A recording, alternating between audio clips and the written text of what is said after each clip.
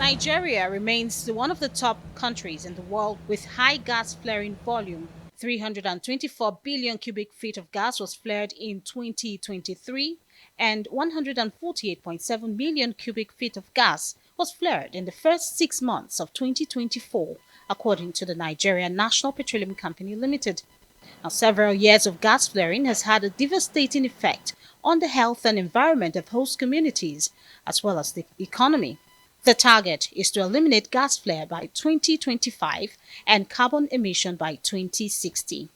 Now, this is the third edition of the National Extractives Dialogue, where stakeholders have gathered to discuss measures to attain these goals. Gas flaring exacerbates global warming. It leads to economic losses, and this squanders our potential power generation capabilities. However, it is within our power to change that.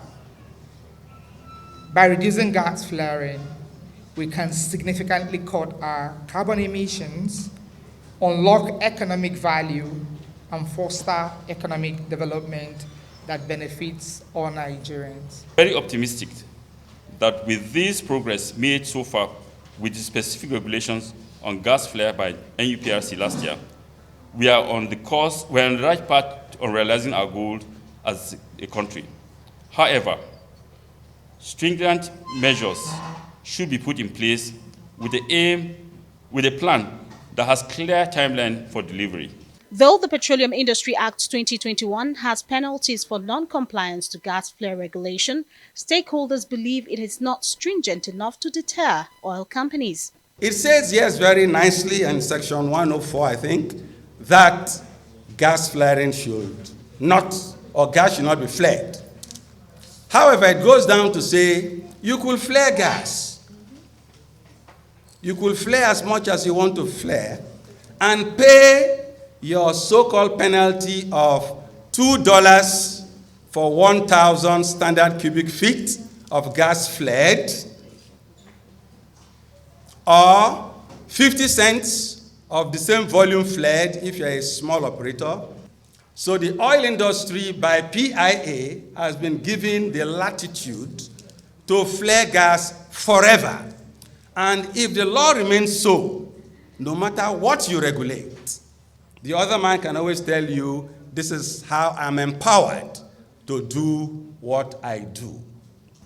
For me to inhale gas, and you pay penalty to NNDPRA, and they abandon the communities, that's the highest form of genocide. But the PIA has addressed that. Sadly, the regulator has not implemented that aspect of the PIA. So I want to talk to Spaces for Change to galvanize support for communities in the next budget for 2025.